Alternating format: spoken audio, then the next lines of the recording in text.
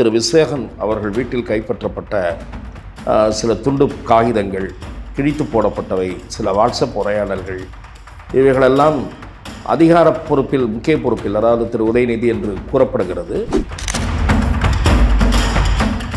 அமலாக்கத்துறை அலுவலகத்தில் நடைபெற்ற சோதனையின் போதே திமுக அரசு பதட்டம் அடைந்தது. அந்த பதட்டத்திற்கான காரணம் என்ன? அதே நேரத்தில் தமிழக அரசின் டாஸ்மாக் நிறுவனத்திற்கு மதுபானங்களை சப்ளை செய்யக்கூடிய மதுபான ஆலைகளுடைய உரிமையாளர்கள் சம்பந்தப்பட்ட சில இடங்களிலும் சோதனைகள் நடைபெற்றிருக்கின்றன. நீங்கள் மதுபான கடைகள் இத்தனை மணி காலைக்கு திறந்து இரவு இத்தனை மணிக்கு மூட வேண்டும் என்று விதி இருக்கிறது. ஆனால் நான் சேலஞ்சு செய்கிறேன் தமிழ்நாட்டு முதலமைச்சரை, அந்த விதிமுறைப்படி 75% கடைகள் இயங்குவதே கிடையாது. நான் சென்னையிலேயே பார்க்கிறேன், பல மதுபான கூடங்களின் பின்புற வாசல் வழியாக மதுபானங்கள் காலை 7 மணிக்கு கிடைக்கின்றன என்று சொன்னால் பொறுப்பற்ற அரசாங்கத்தின் செயலாக நான் இதை பார்க்கிறேன். அமலாக்கத்துறையினுடைய ஆரம்ப கட்ட விசாரணையில் 1000 கோடி ரூபாய்க்கு முறைகேடு நடந்திருப்பதாக அறிக்கை வெளிவந்திருக்கிறது. ஆனால் அதற்கு மேலே தான் இருக்குமே தவிர கீழே இருக்க வாய்ப்பே இல்லை. ரத்தீஷுக்கு இதுல என்ன தொடர்பு? அவர் யார்? அவரை இயக்கியது யார்?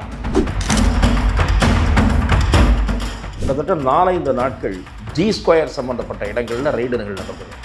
ஜி ஸ்கொயர் என்கிற கட்டுமான நிறுவனம் எனக்கு தெரிந்து மிக குறுகிய காலத்தில் அசுர வளர்ச்சி அடைந்த ஒரு நிறுவனம்.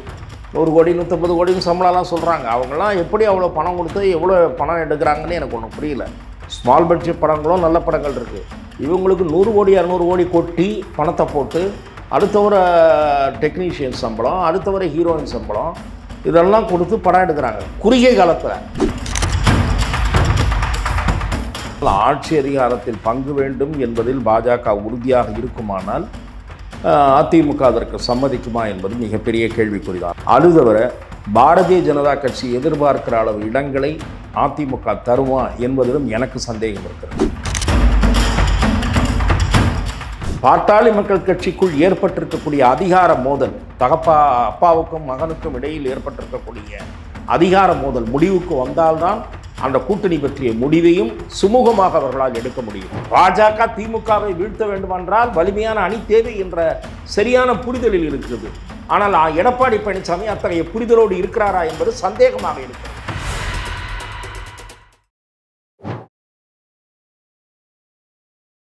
இளைய பாரதம் நேயர்களுக்கு வணக்கம். இன்று நம்மோடு இணைந்திருக்கும் சிறப்பு விருந்தினர் மூத்த பத்திரிகையாளர் திரு துக்ளக் ரமேஷ் அவர்கள். வணக்கம் சார். வணக்கம். தொடர்ந்து தமிழகத்தில் இடி ரைடு அப்படின்றது நடந்துகிட்டே வருது. திமுக ஆட்சியில் இருக்கும் பிரபலங்கள் அவங்க எடுத்தே இருக்கட்டும், அப்புறம் இப்போது டாஸ்மார்க்குடைய டைரக்டர் விஷாகன் அவர்கள், அப்புறமா டான் பிக்சர்ஸ் வருது, அப்படியே உதயநிதி அவர்களை வந்து அதுக்கான ஒரு லிங்காக தான் இது போகுது அப்படின்ற ஒரு பேச்சு இருக்குது. புதுசாக நிறைய பேர்கள் ரத்தீஷா இருக்கட்டும், சர்வேஷா இருக்கட்டும், பல பேர்கள் இதில் அடிப்படுது இல்லையா? திமுக குடும்பத்துக்கு இந்த இதில் ஏதாவது லிங்க் இருக்குங்க? இன்னும் முழுமையாக விவரங்கள் கிடைக்காத நிலையில் நீங்கள் குறிப்பிட்ட சில பெயர்களை திரு உதயநிதியோ அவர்களது குடும்பத்தைச் சேர்ந்தவர்களோ இதில் சம்பந்தப்பட்டிருப்பார்களா என்கிற சந்தேகத்தை எழுப்புவதற்கு நான் தயாராக இல்லை. ஆனால் திரு விசேகன் அவர்கள் வீட்டில் கைப்பற்றப்பட்ட சில துண்டு காகிதங்கள், கிழித்து போடப்பட்டவை, சில வாட்ஸ்அப் உரையாடல்கள், இவைகளெல்லாம் அதிகார பொறுப்பில், முக்கிய பொறுப்பில், அதாவது திரு உதயநிதி என்று கூறப்படுகிறது. அது முழுமையான விசாரணைக்கு பிறகுதான் தெரிய வரும். அதாவது அவருக்கு வேண்டிய ரத்தீஷ் என்பவரோடு நடத்திய உரையாடல், அல்லது அவர் உத்தரவுகளை பிறப்பித்தாரா, அல்லது அவர் என்ன மாதிரியான சலுகைகளை பெற்றார் என்பது பற்றியெல்லாம் விசாரணை நடைபெற்று வருகிறது. திரு ரத்தீஷ் என்பவர் தலைமறைவாக இருப்பதாக செய்திகள் கூறுகின்றன. அவருடைய வீடு அமலாக்கத்துறையால் சீலிடப்பட்டிருக்கிறது. இதற்கு முன்பு அமலாக்கத்துறை டாஸ்மாக் நிறுவனத்தினுடைய தலைமை அலுவலகத்தில் சோதனை நடத்தியது. 2 நாட்கள் சோதனை நடத்தியது. பல மணி நேரம் விசாரணைகள் நடைபெற்றன. அப்போது தமிழக அரசு பதட்டம் அடைந்து உயர்நீதிமன்றத்தின் கதவை தட்டியது. அமலாக்கத்துறைக்கு இதற்கு அதிகாரமே இல்லை, அச்சுறுத்துகிறார்கள், துன்புறுத்துகிறார்கள் என்பது மாதிரியான குற்றச்சாட்டுகளோடு உயர்நீதிமன்றத்தை இந்த திராவிட முன்னேற்றக் கழக அரசு அணுகியது. அப்போது நீதிமன்றத்தினுடைய அப்சர்வேஷன், ஜட்ஜஸுடைய அப்சர்வேஷனில் ஒரு அப்சர்வேஷன், ஏன் நீங்கள் அவசரமாக ஓடி வருகிறீர்கள், இதற்கு தடை கோருகிறீர்கள், யாரை காப்பாற்றுவதற்கு முயற்சி நடக்கிறது என்று கேட்டார்கள். இங்கே ஒரு வழக்கு இருக்கும்போதே சுப்ரீம் கோர்ட்டுக்கும் போனார்கள். ஆனால் சென்னை உயர்நீதிமன்றம் தடை விதிக்க மறுத்துவிட்டது. எதற்காக நான் இதை சொல்கிறேன் என்றால், அமலாக்கத்துறை அலுவலகத்தில் நடைபெற்ற சோதனையின் போதே திமுக அரசு பதட்டம் அடைந்தது. அந்த பதட்டத்திற்கான காரணம் என்ன என்பது முதல் கேள்வி. இரண்டாவது, அதே நேரத்தில் தமிழக அரசின் டாஸ்மாக் நிறுவனத்திற்கு மதுபானங்களை சப்ளை செய்யக்கூடிய மதுபான ஆலைகளுடைய உரிமையாளர்கள் சம்பந்தப்பட்ட சில இடங்களிலும் சோதனைகள் நடைபெற்றிருக்கின்றன. மதுபான கொள்முதலில் ஒரு சிலருக்கு சலுகைகள் காட்டப்பட்டிருக்கின்றன. அவர்களிடமிருந்து அதிகமான அளவு மதுபானங்கள் கொள்முதல் செய்யப்பட்டிருக்கலாம் என்கிற குற்றச்சாட்டு. ஸோ அந்த கோணத்திலும் விசாரணை நடைபெறுகிறது.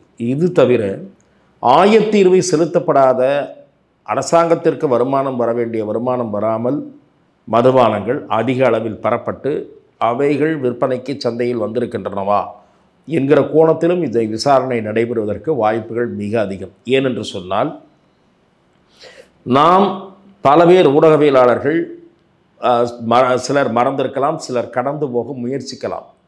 2 ஆண்டுகளுக்கு முன் தமிழக அரசாங்கத்தின் நிதித்துறை பொறுப்பை வகித்த திரு PTR பழனிவேல் தியாகராஜன் அவர்கள் ஆயத்தீர்வை செலுத்தப்படாத மதுபானங்கள் விற்பனை மூலமாக மட்டுமே அரசாங்கத்திற்கு கிட்டத்தட்ட 3000 கோடி ரூபாய் அளவுக்கு இழப்பு ஏற்படுகிறது என்கிற ஒரு பெரிய கருத்தை முன்வைத்து அது தினமணி பத்திரிகையிலே ப்ராமினெண்ட்டாக பிரசுரமாகி இருக்கிறது. அது தமிழக அரசின் சார்பில் அதற்கு எந்த மறுப்பும் கூறப்படவில்லை. அது எவ்வளவு பெரிய குற்றச்சாட்டு, அதுவும் நிதியமைச்சர் பதவியில் இருந்த ஒருவர் சொன்ன குற்றச்சாட்டு என்கிற போது அது குறித்து ஒரு விரிவான விசாரணை நடைபெற்றிருக்க வேண்டாமா? அல்லது அது உண்மையா பொய்யா என்பது தெளிவுபடுத்தப்பட்டிருக்க வேண்டாமா? ஆகவே அந்த கோணத்திலும் இப்போதைய அமலாக்கத்துறையினுடைய விசாரணை நகரும் என்று எதிர்பார்க்கிறேன். நகர வேண்டும் என்று நான் கேட்டுக்கொள்கிறேன். ஆகவே இப்போது விசாகன் விசாரணைக்காக அழைத்து செல்லப்பட்டு பிறகு மீண்டும் அவர் வீட்டில் போய் சோதனை 2வது நாளாகவும் நடைபெற்றிருக்கிறது. நான் விசாரித்தவரை விசாகன் ஒரு நேர்மையான அதிகாரி என்று பல பேர் கூற மறுக்கிறார்கள். தமிழக அரசாங்கத்தில் நேர்மையான அதிகாரிகள் என்று பல பேருடைய பெயர்கள் குறிப்பிடப்படுகின்றன. திரு ககன்தீப் சிங் பேடி போல அல்லது பெண் அதிகாரி திருமதி அமுதா அவர்களைப் போல சில அதிகாரிகள் நேர்மையானவர்கள் என்று குறிப்பிடப்படுகிறார்கள். டாக்டர் ராதாகிருஷ்ணன் அதுபோல் சில அதிகாரிகள் இருக்கிறார்கள். ஆனால் சில அதிகாரிகள் ஊழலுக்கே பெயர் போனவர்களாகவும் இருக்கிறார்கள். அவர்களுடைய பெயர்களை நான் கூற விரும்பவில்லை. இவர் எந்த ரகத்தை சேர்ந்தவர் என்பது இனிமேல் தான் தெரிய வேண்டும். ஆனால் இவரை நல்ல அதிகாரிகள் பட்டியலில் சில பேர் என்னிடத்திலே சொல்லவில்லை. நான் விசாரிக்கிறவரை சில காவல்துறை அதிகாரிகள், சில IAS அதிகாரிகள் 1-2 பேர் இவரெல்லாம் எனக்கு நண்பர்கள். அவர்களிடத்தில் உரையாடுகிற போது இவரை பற்றி ஒரு நல்ல அபிப்பிராயம் கிடைக்கவில்லை. இரண்டாவது, இந்த துறை எவ்வளவு கான்ட்ரவர்ஷியலுக்கு உள்ளாகி இருக்கிறது. திராவிட முன்னேற்றக் கழக அரசு பொறுப்பேற்ற வரை அதிமுக அரசு பீரியடில் டாஸ்மாகில் எந்த முறைகேடும் நடைபெறவில்லை என்று சொல்ல நான் சொல்ல தயாராக இல்லை. இது ஊழல் புழங்குகிற ஒரு துறைகளில் முக்கியமான துறை டாஸ்மாக். அதிலே மாற்று கருத்தே இல்லை. ஆனால் திமுக ஆட்சி வந்த பிறகுதான் இந்த துறை மீது மிக அதிகமான குற்றச்சாட்டுகள், மிக அதிகமான விமர்சனங்கள் எழுந்திருக்கின்றன. நீங்கள் மதுபான கடைகள் இத்தனை மணி காலைக்கு திறந்து இரவு இத்தனை மணிக்கு மூட வேண்டும் என்று விதி இருக்கிறது. ஆனால் நான் சேலஞ்சு செய்கிறேன் தமிழ்நாட்டு முதலமைச்சரை, நான் தமிழ்நாட்டு அரசுக்கு சேலஞ்சாக சொல்லுகிறேன். அந்த விதிமுறைப்படி 75% கடைகள் இயங்குவதே கிடையாது.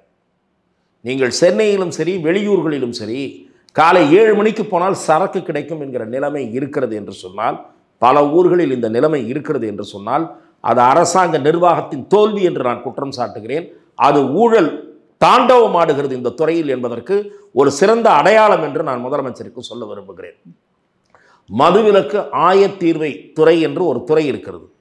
அந்த துறையில் ப்ரொஹிபிஷன் என்ஃபோர்ஸ்மெண்ட் விங் என்று இருக்கிறது. காவல்துறையினுடைய ஒரு அங்கமாக அதிலும் பணியாளர்கள் இருக்கிறார்கள். அந்த என்ஃபோர்ஸ்மெண்ட் விங் செயலிழந்து இருக்கிறது, செயல்படவே இல்லை அல்லது கையூட்டு பெற்றுக்கொண்டிருக்கிறது என்பதனுடைய அடையாளம்தான் இந்த கடைகளெல்லாம் விதிமுறைகளுக்கு புறம்பாக திறந்திருப்பது.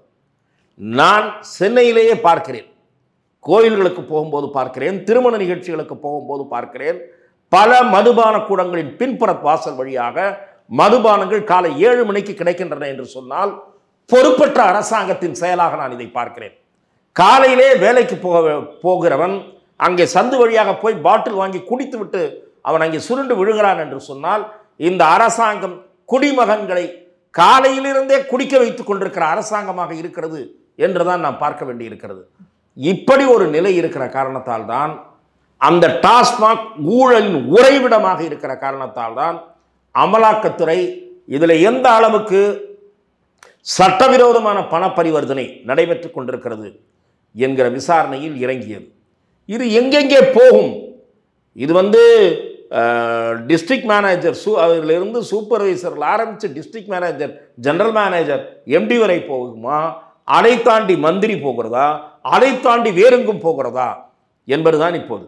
அமலாக்கத்துறையினுடைய ஆரம்ப கட்ட விசாரணையில் 1000 கோடி ரூபாய்க்கு முறைகேடு நடந்திருப்பதாக அறிக்கை வெளிவந்திருக்கிறது. ஆனால் அதற்கு மேலே தான் இருக்குமே தவிர கீழே இருக்க வாய்ப்பே இல்லை.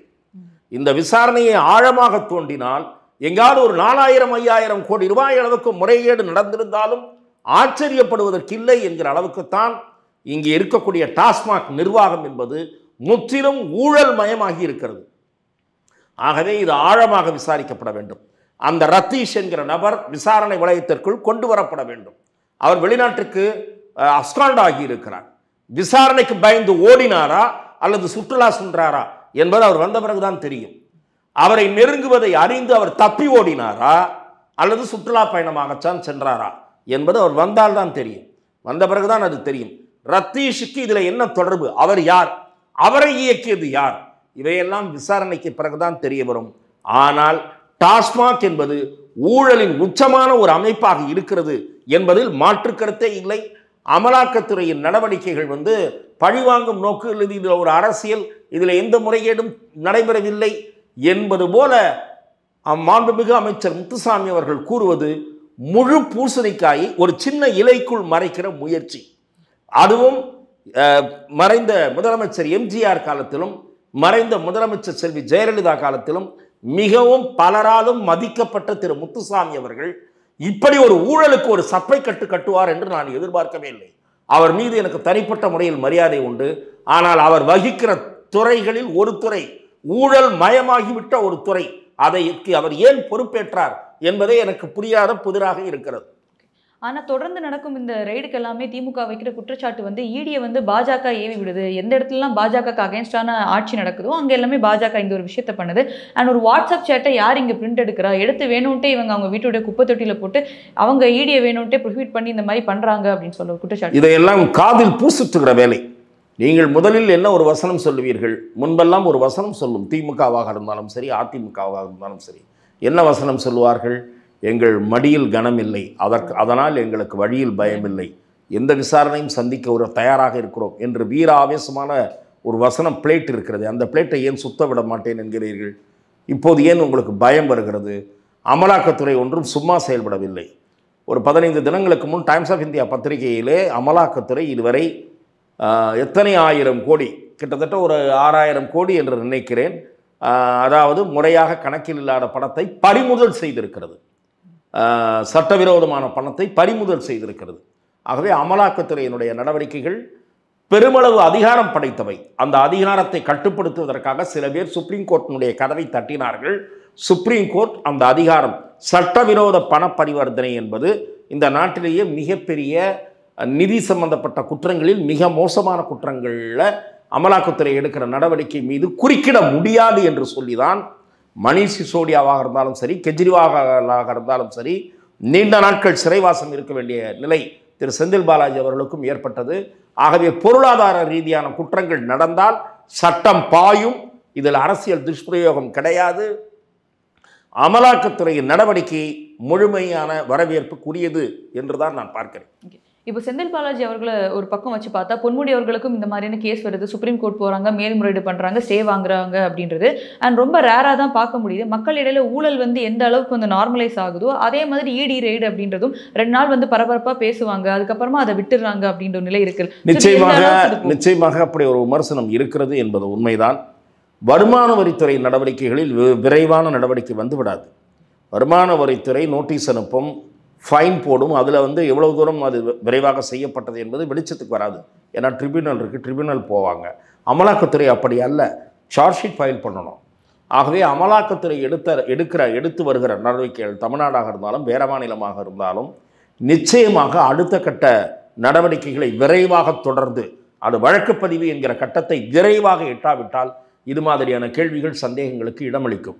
ஆகவே அமலாக்கத்துறை எந்த ஒரு வழக்காக இருந்தாலும் சரி, எந்த ஒரு நடவடிக்கையாக இருந்தாலும் சரி, அதனுடைய தொடர் நடவடிக்கை, அதாவது லாஜிக்கல் எண்டு, அதை கொண்டு செல்ல வேண்டும், விரைவாக கொண்டு செல்ல வேண்டும். அப்போதுதான் மக்கள் மத்தியிலே இவையெல்லாம் ஒரு கண் துடைப்பு நடவடிக்கை அல்லது இவையெல்லாம் அரசியல் நடவடிக்கை என்று பார்க்கப்படாமல் சட்டத்தின் முன் குற்றவாளிகளை விரைவாக நிறுத்துவதுதான் அமலாக்கத்துறையின் பொறுப்பும் கடமையும். அதை அவர்கள் செய்ய வேண்டும். மத்திய அரசு இந்த மாதிரியான விமர்சனங்கள் இருப்பதை மத்திய நிதியமைச்சகம் உணர வேண்டும். ஆகவே இந்த மாதிரியான நடவடிக்கைகளை விரைவுபடுத்த வேண்டும் என்பது என்னுடைய கருத்தும் கூட. இப்போ டான் பிக்சர்ஸ் உடைய ப்ரொடியூசராக இருக்கும் ஓனர் ஆகாஷ் அவர்கள் மேலே ஒரு குற்றச்சாட்டு வைக்கிறதுக்கு இன்னொரு பக்கம் சொல்லப்படுவது அவர் கருணாநிதி குடும்பத்தில் இருக்கும் மருமகன் அப்படின்றதுனால தான் அவர் டார்கெட் பண்ணப்படுறாரு. இதுவரைக்கும் அவர் மேலே எந்த ஒரு குற்றச்சாட்டும் இல்லையே. நான் அவ்வாறு கருத விரும்பவில்லை. ஆதாரம் இல்லாமல் அவரை பற்றி நான் பேசவும் இல்லை. அதாவது அந்த குடும்பத்தோடு தொடர்புபடுத்தலாம், யார் வீட்டினுடைய மருமகனாகவும் இருக்கலாம். இப்போது அதை எப்படி ஒப்பீடளவாக ஒரு அதிகாரியிடம் பேசும்போது எந்த மாதிரியான அளவுகோல், ஓய்வு பெற்ற ஒரு அதிகாரியிடம் பேசும்போது அவர்கள் சொல்லுகிறார்கள், ஒரு நிறுவனம் குறுகிய காலத்தில் மிகப்பெரிய வளர்ச்சியை காண்கிறது என்று சொல்லும்போது அந்த நிறுவனத்தின் பின்னால் அரசியல் சக்திகளுடைய பணம் இருக்கலாமா என்கிற சந்தேகம் இந்த மாதிரியான ஏஜென்சிகளுக்கு பொதுவாகவே ஏற்படும் என்று சொல்லுகிறார்கள். கணக்கில் காட்டுவதற்காக இதில் பண்ணுவார்கள், அது எந்த கட்சியாக இருந்தாலும் சரி. அதன் அடிப்படையிலே தான் நம்ம அண்மையிலே திரு நேரு அவர்களுடைய சகோதரர் நடத்துகிற மிகப்பெரிய நிறுவனம், அதில் இந்த ட்ரூ வேல்யூ ஹோம்ஸ், அது அவர் சம்பந்தப்பட்ட இடங்களில் ரெய்டுகள் நடைபெற்றன. ஆகவே அதனுடைய கன்க்ளூஷனும் என்ன என்று அதில் நிறைய பணம் லோன் ஒரு கணக்கில் வாங்கியிருக்காங்க, ஆனால் அதுக்காக ஸ்பெண்ட் பண்ணலை, வேறு ஒரு முதலீடாக அது மாறி இருக்குது என்றெல்லாம் அமலாக்கத்துறையினுடைய ஸ்டேட்மெண்ட் சொல்லுகிறது. Let us wait for the court's conclusion. But ஆனால் எதற்காக சொல்லுகிறேன் என்றால், உங்களுக்கு நினைவிருக்கும் என்று நினைக்கிறேன், ஓரிரு ஆண்டுகளுக்கு முன்பு இதே மாதிரி தான் இப்போது அந்த ஆகாஷ் இடத்துல நடந்த மாதிரி தான் அது நீண்ட நாட்கள் நடந்தது. ஆகாஷாவது ஒரு நாளோ 2 நாளாக தான் நடந்தது. கிட்டத்தட்ட 4-5 நாட்கள் ஜி ஸ்கொயர் சம்பந்தப்பட்ட இடங்களில் ரெய்டுகள் நடந்தது. ஜி ஸ்கொயர் என்கிற கட்டுமான நிறுவனம் எனக்கு தெரிந்து மிக குறுகிய காலத்தில் அசுர வளர்ச்சி அடைந்த ஒரு நிறுவனம். நாம் நிறைய ஃப்ளாட் ப்ரொமோட்டர்ஸினுடைய நேம்ஸை கேள்விப்பட்டிருக்கிறோம் சென்னையில். அவர்களெல்லாம் புகழ்பெற்ற நிறுவனங்கள், அந்த தொழிலில் நீண்ட நாட்கள் இருப்பவர்கள்.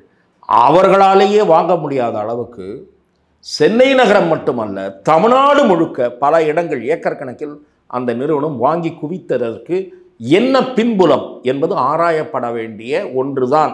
பல பேருக்கு ஒரு வளர்ச்சி பிரமிப்பாக இருந்தது. ஆகவே ஜி ஸ்கொயர் சம்பந்தப்பட்ட விஷயங்களில் 4-5 நாட்கள் ரெய்டு, தொடர்புடைய பல இடங்கள், அதில் ஆளுங்கட்சி மேலிட புள்ளிகளுக்கு வேண்டியவர்கள் இடங்கள்லேயும் ரெய்டு நடந்தது அப்போது. ஆகவே அதெல்லாம் பல டிப்ஸு, ஏதாவது ஒரு தகவல் பரிமாற்றம் இருக்கும். இவர்களுடைய முதலீடு இதில் இருக்குது என்கிற ஒரு சந்தேகம் பேச்சு. அதே போல் இப்போது அந்த ஆகாஷ் என்பவர் அவர் குறுகிய காலத்தில் பெரிய பெரிய ஆக்டர்ஸ் வச்சு படம் எடுக்கிறார். 100 கோடி 150 கோடின்னு சம்பளம்லாம் சொல்கிறாங்க. அவங்கெல்லாம் எப்படி அவ்வளோ பணம் கொடுத்து எவ்வளோ பணம் எடுக்கிறாங்கன்னு எனக்கு ஒன்றும் புரியல. ஸ்மால் பட்ஜெட் படங்களும் நல்ல படங்கள் இருக்குது. இவங்களுக்கு 100 கோடி 200 கோடி கொட்டி பணத்தை போட்டு அடுத்த ஒரு டெக்னீஷியன் சம்பளம், அடுத்த ஒரு ஹீரோயின் சம்பளம், இதெல்லாம் கொடுத்து படம் எடுக்கிறாங்க குறுகிய காலத்தில். அவர்களுடைய ஃபைனான்சியல் பேக்ரவுண்ட் என்ன, இது சம்பந்தமான சில சந்தேகங்கள், சில இன்ஃபர்மேஷன்ஸ், இதன் அடிப்படையில் தான் அந்த நடவடிக்கைகள் போயிருக்கும் என்று நான் பார்க்கிறேன். விசாரணை முடிவடைந்து முழு தகவல்கள் தெரிய வருகிற வரை அவர்கள் யாருடைய வேண்டியவர்கள், யாருக்கு தொடர்புடையவர்கள் என்றெல்லாம் அதற்காரணமாக அந்த லிங்கை கொடுப்பதற்கு நான் தயாராக இல்லை. இப்போ ரதீஷ் அவருடைய சகோதரர் சர்வேஷ் ராஜ் அவர்கள் ஒரு ஐபிஎஸ் ஆஃபீஸராக இருக்காரு அப்படின்றப்போ, ரதீஷ் அவர்கள் இங்கேருந்து தலைமறைவாயிட்டார். அப்போ சர்வேஷ் அவர்கள் ஈடியால் விசாரணை வளையத்தில் வைக்கப்பட வேண்டும் அப்படின்னு நினைக்கிறீங்க? நான் அதை பற்றிலாம் பொருத்தமாக முடிவெடுக்க வேண்டியவர்கள் அந்த ஏஜென்சி என்று தான் பார்க்கிறேன். ஆனால் அவர் திரு விசாகனோடு கம்யூனிகேஷன்ஸில் இருந்திருக்கிறார் என்பதற்கான ஆதாரங்கள் ஈடியிடம் இருக்கும் பட்சத்தில் நிச்சயமாக அவரை விசாரணை வளையத்தில் கேஸில் புக் செய்ய வேண்டும் என்பதுதான் என்னுடைய பார்வை. தொடர்ந்து இப்போ பாமகவில் பார்க்குறோம் ஒரு உட்கட்சி பூசல் வந்து நடக்குது. அதே மாதிரி பாஜகவும் அதிமுகவும் கூட்டணி அமைத்திருந்தாலும் அமித்ஷா அவர்கள் வரும்போது சொல்கிறாங்க என்டிஏ கூட்டணி, அதாவது என்டிஏ தலைமையில் என்டிஏ கூட்டணியில் அதிமுக எடப்பாடி அவர்கள் அந்த தலைமையில் ஆட்சி அமைக்கப்படும் அப்படின்றாங்க. ஆனால் என்டிஏ கூட்டணி அப்படின்னு சொல்லப்படுது. ஆனால் அதிமுக பேசும்போது எடப்பாடி அவர்கள் சொல்கிறது என்ன அப்படின்னா ஆட்சியிலும் அதிகாரத்திலும் பங்கு இல்லை, நாங்கள் ஏடிஎம்கே தான் இதை பண்ணுவோம் அப்படின்னு எடுக்கிறாங்க. ஸோ அதுக்கு அவங்க கூட்டணிக்குள்ளேயே ஒரு கான்ட்ரடிக்ஷன் இருக்குது அப்படின்னு எடுத்துக்கலாம். கூட்டணிக்குள் கான்ட்ரடிக்ஷன் இன்னும் உருவாகவில்லை, ஆனால் உருவாவதற்கு வாய்ப்பு இருக்கலாம். ஏனென்று சொன்னால் ஆட்சி அதிகாரத்தில் பங்கு வேண்டும் என்பதில் பாஜக உறுதியாக இருக்குமானால் அதிமுக அதற்கு சம்மதிக்குமா என்பது மிகப்பெரிய கேள்விக்குறிதான். அதிமுகவினுடைய முன்னணி தலைவர்கள் சிலரோடு நான் பேசுகிற போது திரு எடப்பாடி பழனிசாமி அதற்கு சம்மதிக்கவில்லை என்று சொல்லுகிறார்கள். அது தவிர பாரதிய ஜனதா கட்சி எதிர்பார்க்கிற அளவு இடங்களை அதிமுக தருமா என்பதிலும் எனக்கு சந்தேகம் இருக்கிறது. திரு எடப்பாடி பழனிசாமி திரு அமித்ஷா அவர்கள் சொன்னதையே மறுத்து விட்டார். அமித்ஷா மிக தெளிவாக சொன்னார், அதிமுக பாஜக இணைந்த கூட்டணி ஆட்சி என்று தான் சொன்னாரே தவிர எடப்பாடி தான் கமா போடுகிறார். தேசிய ஜனநாயக கூட்டணி இங்கு ஆட்சி அமைக்கும் என்று சொன்னாரே தவிர தேசிய ஜனநாயக கூட்டணி ஆட்சி அமையும் என்று சொல்லவில்லை என்று நடுவிலே ஒரு கமா போட்டு பேசுகிறார். ஆகவே திரு எடப்பாடி பழனிசாமி கூட்டணி ஆட்சிக்கோ அதிகமான தொகுதிகளுக்கோ, அதாவது பாரதிய ஜனதா கட்சியினுடைய நண்பர்கள் 40 முதல் 50 தொகுதிகளை கேட்டு பெற வேண்டும் என்று விரும்புகிறார்கள். அந்த அளவுக்கு எடப்பாடி பழனிசாமி தருவாரா என்பது தெரியவில்லை. பாரதிய ஜனதா கட்சி கடந்த முறை 21 தொகுதிகளில் போட்டியிட்டது.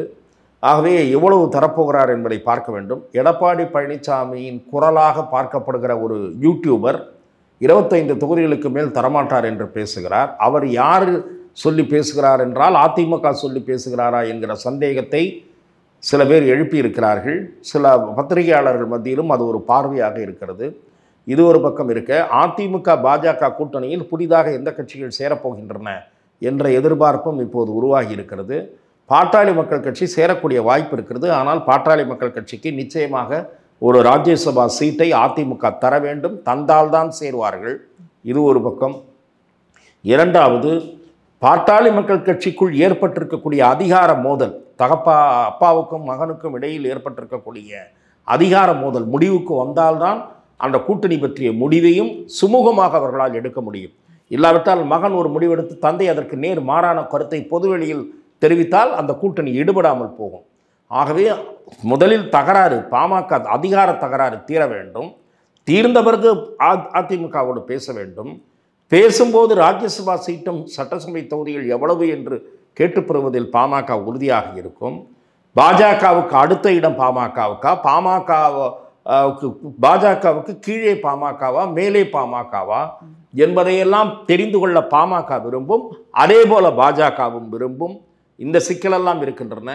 தேமுதிகவுக்கு ராஜ்யசபா சீட்டை அதிமுக மறுத்து விட்டதால் அதை சமாதானப்படுத்துகிற முயற்சியில் திரு எடப்பாடி பழனிசாமி ஈடுபடுவாரா, பாஜக ஈடுபடுமா என்பதும் கேள்விக்குறியாக இருக்கிறது.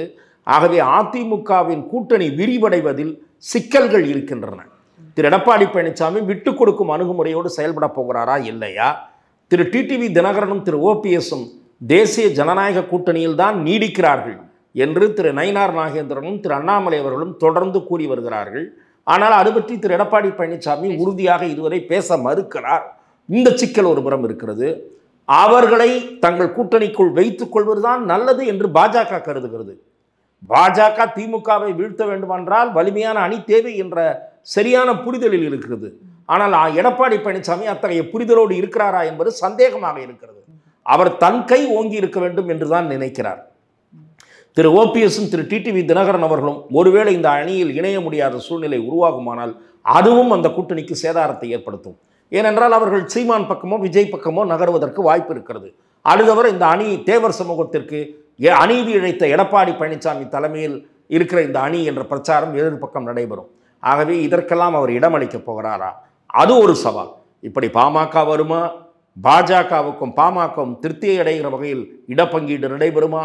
ஓபிஎஸ் டிடிவியை அகாமடேட் செய்து வலிமையான கூட்டணியை கட்டமைக்கிற முயற்சியில் அதிமுகவும் பாஜகவும் ஈடுபடுவதில் வெற்றி பெறுமா என்கிற கேள்விகளை பொறுத்துதான் அந்த அணியின் வெற்றி வாய்ப்பு இருக்கிறது என்று நான் பார்க்கிறேன். இப்போ பாஜக மாநில தலைவராக அண்ணாமலை அவர்கள் இருந்த போதும் இப்போ நயினா நாகேந்திரன் வந்த பிறகும் பாஜக ஒரு தூக்கம் நிலையில் இருக்குது அப்படின்ற பல விமர்சனங்கள் பார்க்கப்படுது. அண்ட் யாருமே பெருசாக அண்ணாமலை அவர்கள் போனதுக்கப்புறம் நயினார் அவர்களுக்கு சப்போர்ட் பண்ணணும் அப்படின்றதோ இல்லை அண்ணாமலை அவர்கள் அளவுக்கு நயினார் அவர்கள் வீரியமாக பேசவில்லை அப்படின்ற ஒரு குற்றச்சாட்டு தொண்டர்கள் இடையிலோ கட்சி மத்தியிலோ இருக்குது இல்லையா? ஸோ இதுவும் ஒரு பிரச்சனைக்கு உள்ளாக்கும் விதமாக இருக்கும். அப்படி நான் பார்க்கவில்லை. ஒவ்வொருவருடைய செயல்பாட்டிலும் டிஃபரன்ஸ் இருக்கிறது. அண்ணாமலை அவர்கள் துடிப்போடு செயல்படக்கூடிய ஒரு இளைஞராக, பாரதிய ஜனதாவை உயிர்ப்போடு வைத்திருக்கக்கூடியவராக, பாரதிய ஜனதாவை தமிழக அரசியலில் மையப்புள்ளியில் கொண்டு வந்து நிறுத்தியதில் அவருக்கு மிகப்பெரிய பங்கு இருக்கிறது. இன்றைக்கு தமிழக அரசியலில் பாஜகவின் வாக்கு வங்கி 11% என்ற அளவுக்கு நாடாளுமன்ற தேர்தலின் போது வெளிப்பட்டது என்றால் அதற்கு மிக முக்கியமான ஒரு கருவி காரணம் அண்ணாமலை என்பதை மறுக்க முடியாது. திரு நயினார் நாகேந்திரன் மென்மையாக பேசக்கூடியவர், ஆனால் செயல்படக்கூடியவர், செயல்பாட்டில் திறமையை வெளிப்படுத்தக்கூடியவர். ஆகவே இரண்டு பேருடைய அப்ரோச்சில் வேறு இருக்கிறது. காங்கிரஸில் மூப்பனார் அவர்களுடைய செயல்பாடு ஒரு மாதிரி இருக்கும், வாழப்பாடி ராமமூர்த்தியினுடைய செயல்பாடு வேறு மாதிரி இருக்கும், பழனியாண்டி அவர்களுடைய செயல்பாடு ஒரு மாதிரி இருக்கும், ஈவி.கே. இளங்கோவன் செயல்பாடு ஒரு மாதிரி இருக்கும். ஆகவே வெவ்வேறு தலைவர்கள் வெவ்வேறு மாதிரி செயல்படுவார். ஆகவே மென்மையாக பேசுகிற காரணத்தினாலே அவர் செயல்படாத தலைவர் என்று சொல்ல முடியாது. அவர் இன்னும் கொஞ்சம் வேகமாக பாஜகவினுடைய நிலையை வேகமாகவும் கடுமையாகவும் தெரிவிக்கிறதாக தன்னை மாற்றிக்கொள்ள வேண்டும். அதுதான் மீடியாவினுடைய கவனத்தையும் ஈர்க்கும். ஆனால் அவர் சுற்றுப்பயணம் செய்ய தொடங்கி இருக்கிறார். அண்ணாமலை அவர்களை அகில இந்திய பாஜக தலைமை எப்படி பயன்படுத்தி கொள்ள போகிறது என்பதை அறிய பல பேர் காத்திருக்கிறார்கள். அண்ணாமலை அவர்களை உரிய முறையில் பாரதிய ஜனதா தலைமை பயன்படுத்தி கொண்டால்தான் தமிழகத்தில் பாரதிய ஜனதா வலுவாக காலூன்ற முடியும் என்பது என் பார்வை. பாஜக அண்ணாமலை அவர்களுக்கு மத்தியில் அகாமடேஷன் கொடுக்குறாங்க. ஆனால் அண்ணாமலை அவர்கள் நான் இங்கே இருந்து தமிழக அரசியலை தான் இது பண்ண பார்க்குறேன் அப்படின்னு சொல்கிறார். அதைத்தான் நான் சுருக்கமாக சொன்னேன். தமிழகத்தில் பாரதிய ஜனதாவின் வளர்ச்சி வலுவாக காலூன்றுவது இவற்றுக்கெல்லாம் அண்ணாமலையுடைய பணி சேவை என்பது அவசியம். அதை நாம் பொறுத்திருந்து தான் பார்க்க வேண்டும். சார், எங்களோடு இணைந்து பல்வேறு கருத்துக்களை பயந்தமைக்கு ரொம்ப நன்றி சார். வாய்ப்புக்கு நன்றி.